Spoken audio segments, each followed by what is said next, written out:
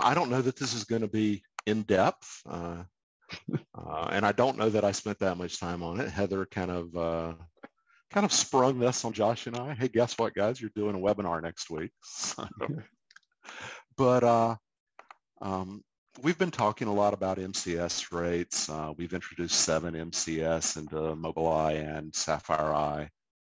The newest version of Mobileye.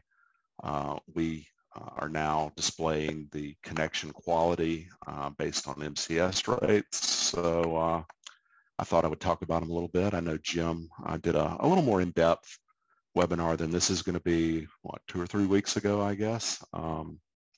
So like I said, I thought I would just add a few slides, and I hope they're interesting. We're going to talk about why we're talking MCS rates or 7 MCS rates and not data rates. A little later, I'm going to talk about signal strength as well. But if we think about a single spatial stream client, 20 megahertz channel, MCS 7, that, with short guard interval, 72 megabits per second. And that client is doing the best it can. The connection quality is as good as it's going to get for that client. But, maybe we've got a high-end Mac or something with a 3 spatial stream client running on a 40 megahertz channel, but he's only at MCS 1. He's having a really tough time with connection quality, but he's 90 megabit data rate. So clearly those just don't correlate very well with connection quality. And we're really not talking user experience. We want to measure that by actually trying to measure packet loss or throughput, but just connection quality. And I mentioned 7 MCS a few times. I wanted to just say a word or two about how that's different from MCS. So like 802.11ac, VHT, or AX, HE, 7 MCS only considers the modulation and the coding rate of the frame. HT, 802.11n, also takes into account the number of spatial streams, which means it runs on a bit of a different scale. So we map the 802.11n MCS rates onto the same scale as AC and AX use. So 0, 8, 16, and 24 all map to 7 MCS 0.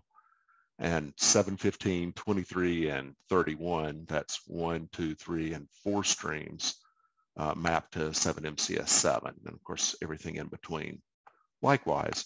And that just allows us to sort of directly compare connection quality between the 3 MIMO protocols. Did that make any sense at all? Or was that totally confusing, Josh? No, I thought it was pretty clear and concise there, Mike. I know, MCS is a little bit more standard, and why we, maybe it's interesting to kind of say why we went with 7 MCS in the first place, Mike. Why did we kind of feel it was important to bring 7 MCS into the fold? Yeah, it was really, because N runs on that different scale that we couldn't just use MCS rates.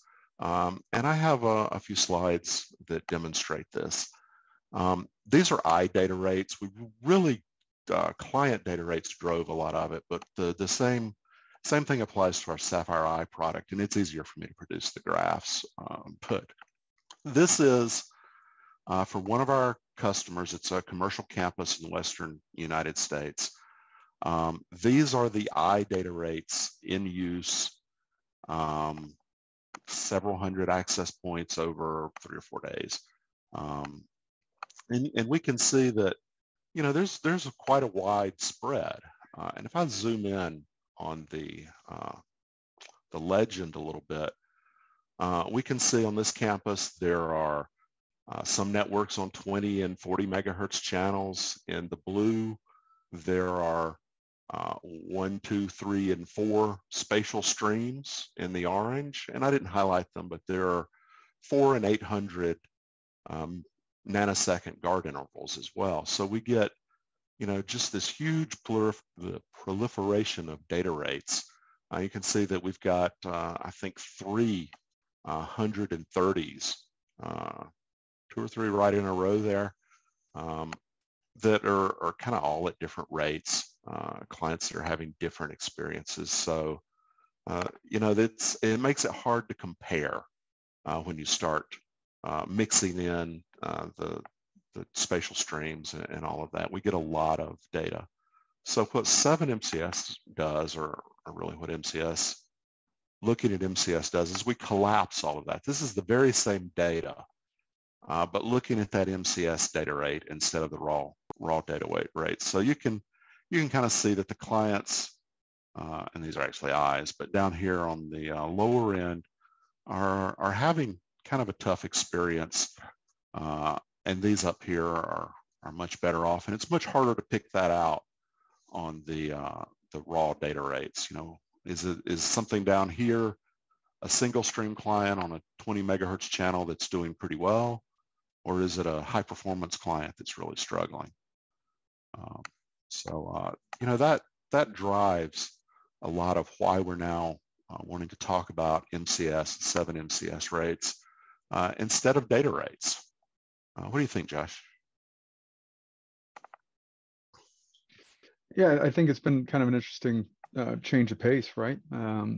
Some folks, I'd be interested to kind of hear your thoughts on this, Mike. I know you've kind of defined the beacon availability of access points as like the heartbeat of a network, right? I think I pulled that right from one of your presentations or demos over the years. But yeah, how we've kind of positioned 7MCS is more of a general health quality of the network. Would you agree that MCS and 7MCS are indicative of both those a little bit more so than the data rate and signal strength of a client?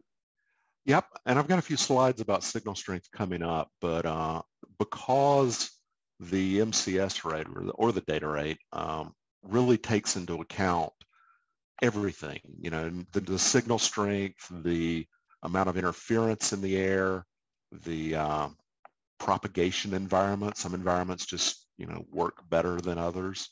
MCS rate encapsulates all that, so it's a one-stop shopping for connection quality. It's not everything you want to look at. Obviously, Mobileye and particularly Sapphire Eye collect hundreds of measurements. You're also going to want to look at things like retry rates. What are the retry rates on the access points? We will do something talking about just retry rates at some point as well. But as a one-stop shopping, it's a pretty good metric, I think. Yeah, good starting point for health. Yeah. Okay. Yeah. It condenses a lot of data down into a single number.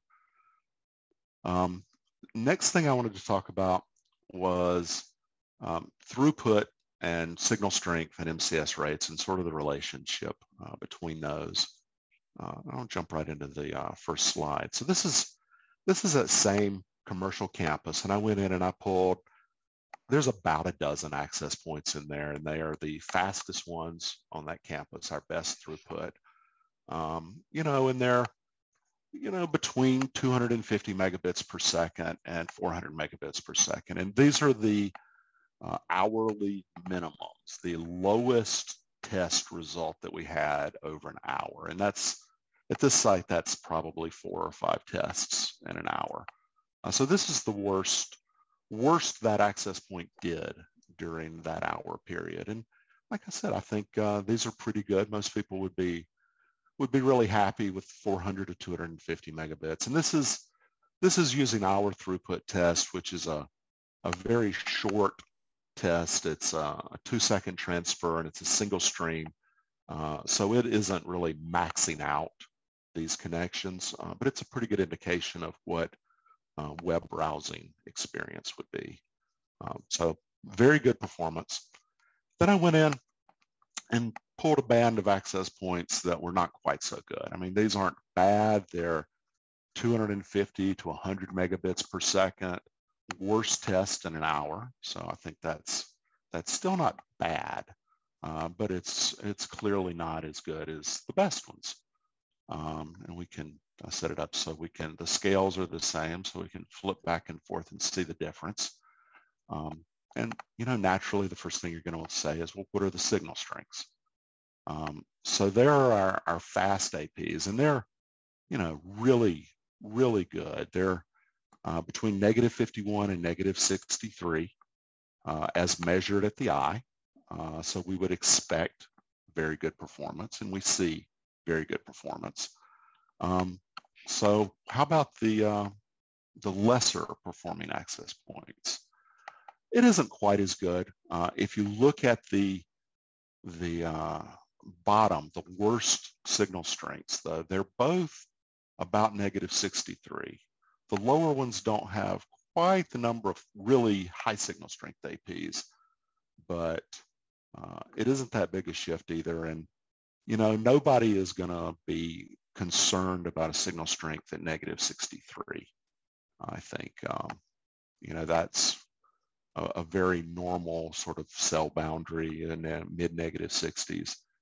So those access points are still quite good, but once again, throughput, not so much. Maybe the signal strength isn't the best thing to look at. If we look at the MCS rates, there are the fast access points, the 300 megabit ones, and it's basically all 7s, 8s, and 9s, just a few 5s and 6s where it had to fall back for a packet here and there. The slower ones with almost the same signal strength, that's 5s, 6s, and 7s, some 4s, very few 8s and 9s. So in this case, looking at those MCS rates, I think more clearly represents the relative performance in those access points. Does that make sense, Josh, or did I wander completely off base? No, I think it does. There's one question real quick, and I think it was on the slower, or just really on the signal strength slides, is the signal strength -53 downlink or uplink was the one question. So if you want to go ahead and stab it and answer that one. The signal strengths are all downlink. All downlink. So there's your question on that. And then the one I had, that also popped up in here, and I think it's important for those of us, or those of our attendee members who are kind of remediating problems as they're coming in from users, is, when the complaint comes in that the connection is slow or bad, this is a pretty clear indicator that, speed or signal strength might not be reflective of health in every case. Is that fair, Mike? Yeah, that's totally fair. As a matter of fact, Mobileye, one of the problem detections that it has is RF problem. And it will throw that error whenever we see a situation where we have a good signal strength, no other interference, and poor MCS values.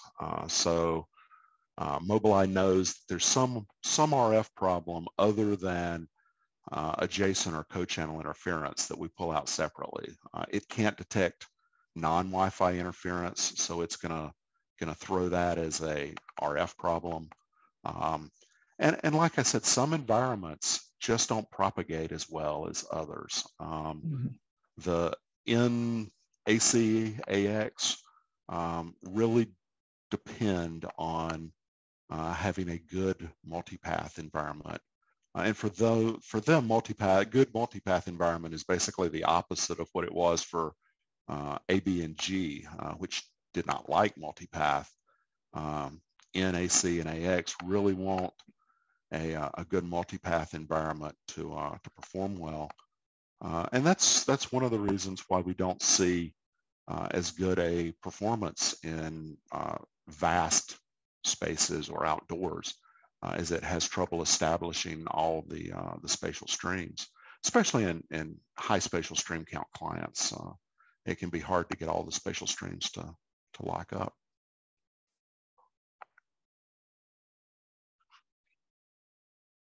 Good deal, Mike. I think we're good on questions to this point. All right. Those were kind of the main points main point that I wanted to make. First talking about the data rates versus MCS, and then a little bit about the signal strengths and how they don't necessarily lead you in the right direction all the time. Obviously, if you have a bad signal strength, it's never going to be good. But even a good signal strength can have issues. Go ahead, So let John. me ask you this, Mike.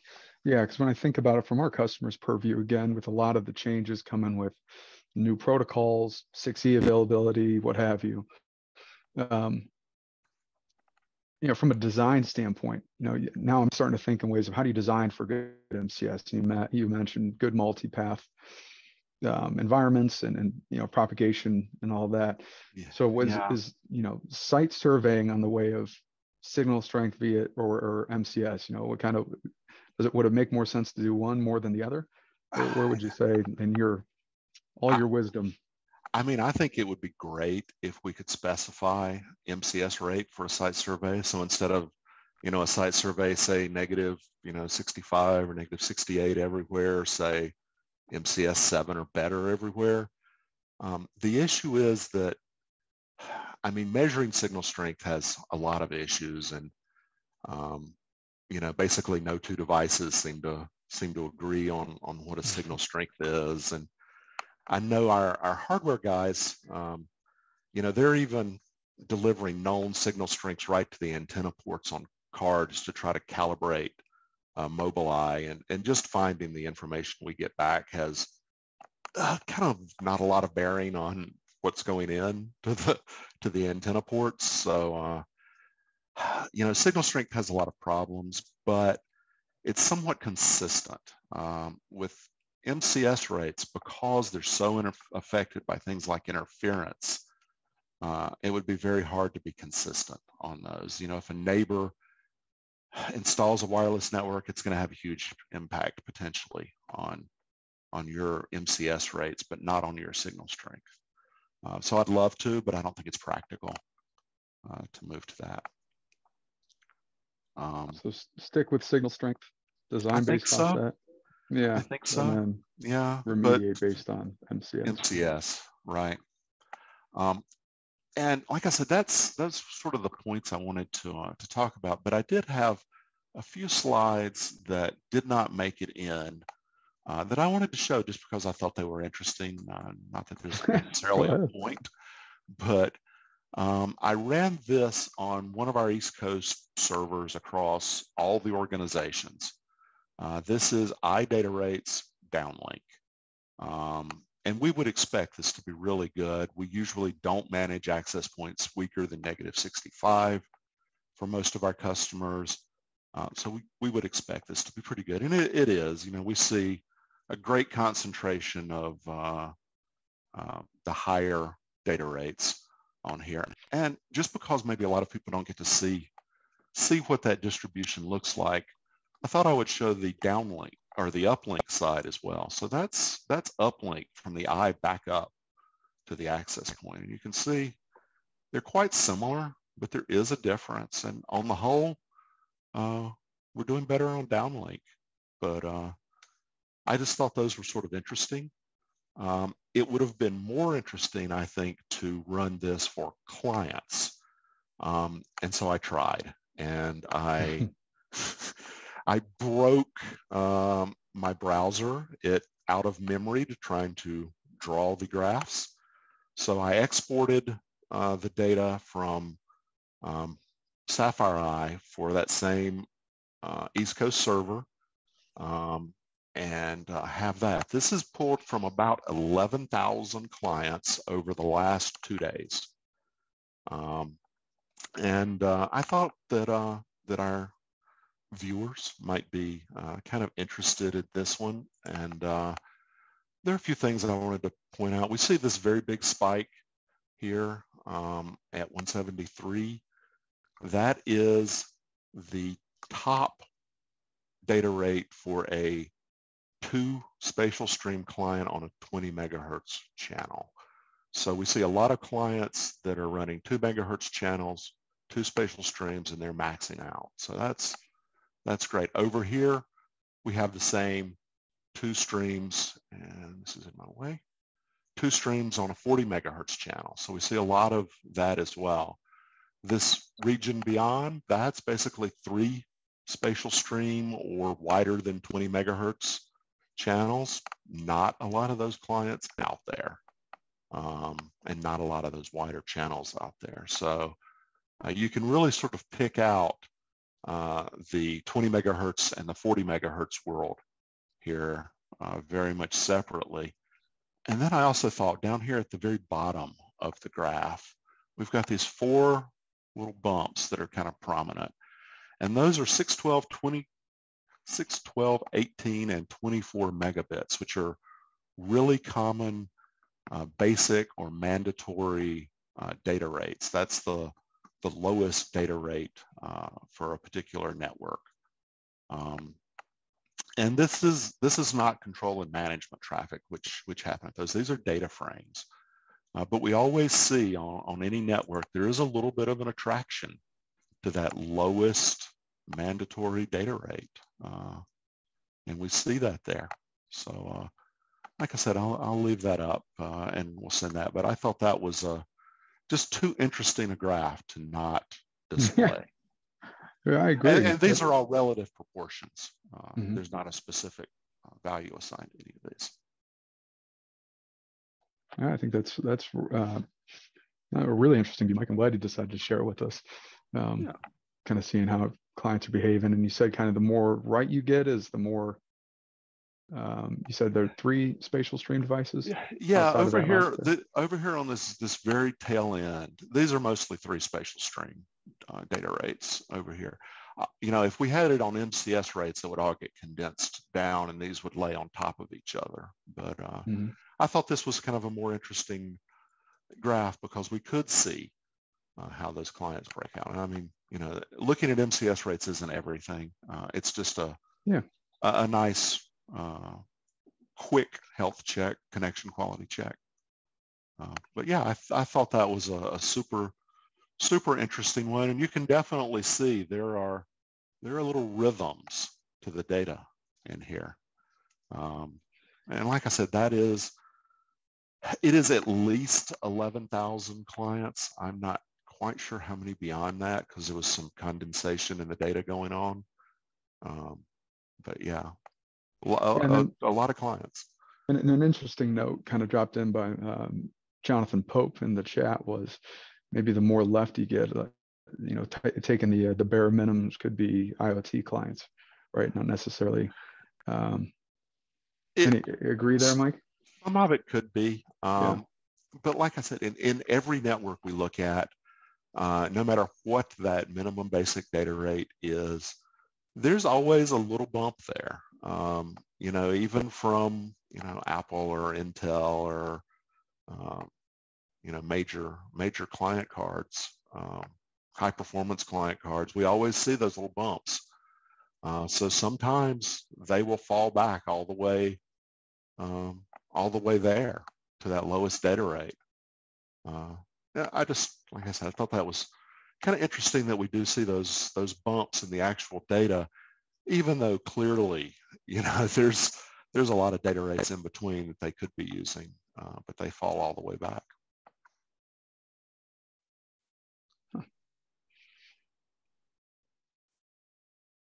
Well, good, Mike. Let me see. Like I said, I think that is it. So, and I have a little quote from radio pioneer physicist Clark Maxwell, down in the bottom. Fantastic stuff, Mike. A couple, one other question here. There was another comment. It's interesting to see how much of those low data rates from 2.4. All that data is 5 gigahertz. There was no 2.4 mix. Yeah, nothing on the whole slideshow had any 2.4 in it. I should have mentioned that. Yeah, no, good clarification. Yeah. And the last question here, client downlink data rates graph suggests that 24 megabits per second should be the lowest mandatory minimum for all new client NICs. You know, I really like setting the lowest data rate to 24, and I'll also turn off some of the lowest 802.11n MCSs as well, and really basically turn off all the BPSK and QPSK modulation, force everything into QAM. I like to do that. My usual starting point when we're trying to improve a customer's network is setting 12 as a basic data rate. That's just really safe, and probably 2/3 of the networks, maybe more, 80% of the networks we see have 6 turned on as the lowest 5 gig rate, and a lot of times they will have 1 turned on as the lowest 2.4 rate.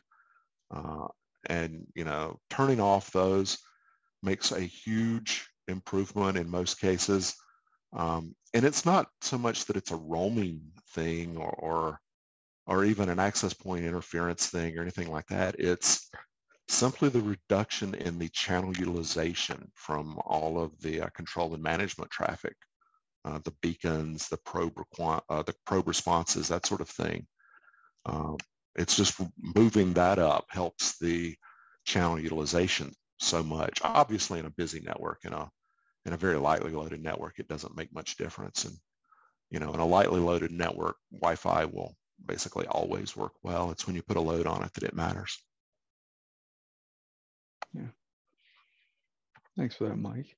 So folks, we'll stick around here for like 1 or 2 more questions. I don't see any coming through right now, but I think I speak for everybody here, Mike, when I say thanks. I think that was kind of great. Get back to the basics with MCS, review it with live customer data is really fantastic, and I think good for perspective. So I don't see any other questions coming in, so I think we'll wrap up early without Mr. Camula here to do our 7 minutes of 7 signal. So folks, we appreciate you tuning in. Again, if you want to see this later, you can check out our YouTube page where we'll post the recording, or we can send it to you personally if you'd like. Reach out to Heather if you'd like copies of the slides or information on your CWMP communication or continued education credits. And if we work together, let me know how I did. Even if we didn't, reach out and critique me hard, I guess. I'll be back on in a couple weeks, I'm sure. Look in your inbox for emails from Heather on what's coming next, or check the folders that you've got your inbox rule working her emails to. Great to see you all, and look forward to seeing you next time here with us at 7 Signal. Thank you, Mike. Thanks, Josh. Like I said, not sure it was a deep dive, but I hope it was interesting for everybody. And have a good week, everybody. Yeah, I had a good time, Mike. Talk to you then, guys. See ya.